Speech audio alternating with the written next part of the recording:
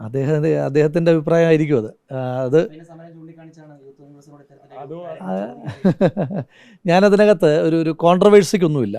അപ്പോൾ അദ്ദേഹം ആ പ്രസംഗം നടത്തുമ്പോൾ തന്നെ ഞാൻ പറഞ്ഞിരുന്നു, അദ്ദേഹം പ്രസംഗിച്ചുകൊണ്ടിരിക്കാൻ നേരം ആലപ്പുഴ ജില്ലയിലെ യൂത്ത് കോൺഗ്രസ് സഹപ്രവർത്തകർ ക്രൂരമായി പോലീസ് ലാത്തിച്ചാർജ് ഏറ്റുവാങ്ങിയതിന് ശേഷം അവരെ അവിടെ നിന്ന് അറസ്റ്റ് ചെയ്യുന്ന സാഹചര്യം ഉണ്ടാകുമ്പോഴാണ് പ്രസംഗം നടക്കുന്നത്. അതപ്പോൾ തന്നെ ഞാൻ പറഞ്ഞിരുന്നു അത് അദ്ദേഹത്തിൻ്റെ ശ്രദ്ധയിൽപ്പെടാതെ പോയതായിരിക്കാം, ഒരുപക്ഷെ അദ്ദേഹം ശ്രദ്ധിക്കാഞ്ഞതായിരിക്കാം. എന്തായാലും അതൊരു വിവാദമാക്കാൻ ഞാൻ ആഗ്രഹിക്കുന്നില്ല.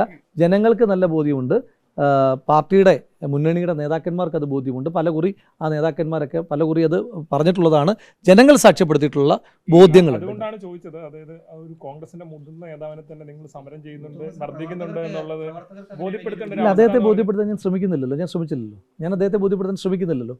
ഇപ്പം കോൺഗ്രസിൻ്റെ ഒരു മുതിർന്ന നേതാവിന് ഇപ്പോൾ ആ വേദിയിൽ തന്നെ വീട് വളഞ്ഞ് ജയിലിലേക്ക് കൊണ്ടുപോയ 2 സഹപ്രവർത്തകർ ആദരിക്കപ്പെട്ടിരുന്നു. അപ്പോൾ അതടക്കമുള്ള കാര്യങ്ങൾ അദ്ദേഹം കാണാത്തതിന് ഞാൻ ഉത്തരവാദിയല്ല, അദ്ദേഹം കാണുന്നില്ലെങ്കിൽ ഞാൻ ഉത്തരവാദിയല്ല.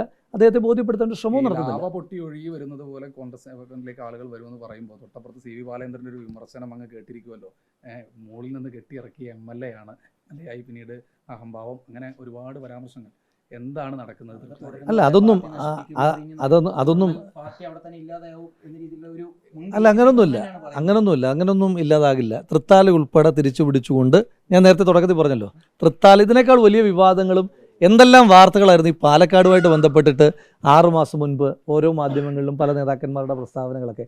ജനം ഒരു തീരുമാനം എടുത്തിട്ടുണ്ട്, ജനത്തിൻ്റെ ആ തീരുമാനം ജനം നടപ്പിലാക്കും.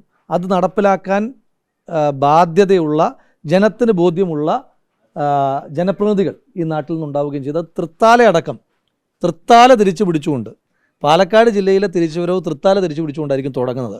തൃത്താലയും പട്ടാമ്പിയും ചിറ്റൂരും അടക്കം ഞങ്ങളുടെ കയ്യിൽ നിന്ന് പോയതും ഞങ്ങൾക്ക് കിട്ടാത്ത സീറ്റുകളും ഉൾപ്പെടെ തിരിച്ചു പിടിച്ചുകൊണ്ട് ചരിത്രത്തിലെ പാലക്കാട് എന്നുള്ള ഏറ്റവും വലിയ നമ്പർ, അത് വെറുതെ ഇങ്ങനെ പറയുന്നതല്ല, ഇതുപോലെ ആത്മവിശ്വാസം ഞാൻ പാലക്കാട് ഉപതെരഞ്ഞെടുപ്പിൽ പറഞ്ഞിരുന്നു.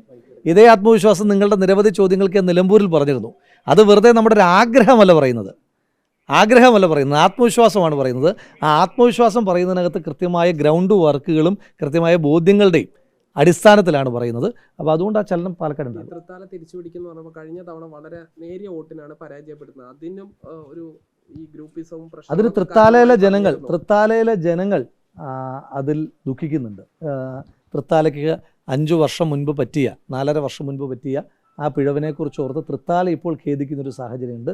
തൃത്താല അത് തിരുത്തും. അത് തിരുത്തുമ്പോൾ ആര് പ്രതിരോധം തീർത്താലും അവരെയും തിരുത്തും.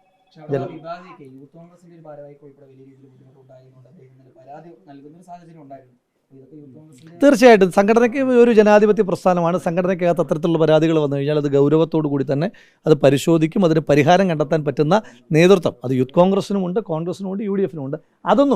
അതൊന്നും സാരമായി ബാധിക്കാൻ പോകുന്ന കാര്യമില്ല. ഞാൻ പറഞ്ഞല്ലോ, ഇതിനേക്കാൾ വലിയ കൺഫ്യൂഷൻസൊക്കെ നിലമ്പൂരിൽ ഒരു ബൈ ഇലക്ഷൻ്റെ ഫേസിൽ, പാലക്കാട് ഒരു ബൈ ഇലക്ഷൻ ഫേസിൽ, പിന്നെ പുതുപ്പള്ളിയിൽ ബൈ ഇലക്ഷൻ ഫേസിൽ, തൃക്കാക്കര ബൈ ഇലക്ഷൻ ഫേസിൽ എന്തെല്ലാം വാർത്തകൾ നമ്മൾ കണ്ടു. ജനങ്ങൾക്കൊരു തീരുമാനമുണ്ട്, അദ്ദേഹം പറഞ്ഞത്. ജനങ്ങൾ ഇതൊക്കെ തിരുത്താൻ നിൽക്കുകയാണ്. ആ തിരുത്താൻ നിൽക്കുമ്പോൾ പ്രതിരോധം തീർക്കുന്ന ആളുകളെയും ജനങ്ങൾ തിരുത്തും.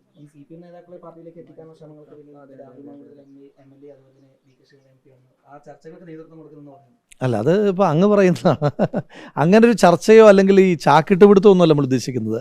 പ്രത്യയശാസ്ത്രപരമായി കോൺഗ്രസിനോട്, ഐക്യജനാധിപത്യ മുന്നണിയോട് യോജിപ്പുള്ള ആളുകളുടെ എണ്ണം പാലക്കാട് ജില്ലയിൽ CPM-നകത്ത് വർദ്ധിച്ചു വരികയാണ്. CPM-നകത്ത് മാത്രമല്ല, നിങ്ങൾ പിന്നെ മുനിസിപ്പാലിറ്റിയിലൊക്കെ ഉണ്ടായിക്കൊണ്ടിരിക്കുന്ന മാറ്റങ്ങൾ നിങ്ങൾ കാണേണ്ടതായിട്ടുണ്ട്. ഈ പാലക്കാട് ജില്ലയിലെ BJPക്ക് ഉണ്ടാകുന്ന ഓരോ ദിവസവും ഉണ്ടാകുന്ന ശോഷണം നിങ്ങൾ തിരിച്ചറിയേണ്ടതായിട്ടുണ്ട്. പാലക്കാട് ജില്ലയിൽ കോൺഗ്രസ് പ്രത്യയശാസ്ത്രത്തോട് കൂടുതൽ BJP രാഷ്ട്രീയത്തെ ഉപേക്ഷിച്ചിട്ടും CPM-ൻ്റെ രാഷ്ട്രീയത്തെ ഉപേക്ഷിച്ചിട്ടും ആളുകൾ കടന്നു വരും. ഒരു തർക്കവും വേണ്ട.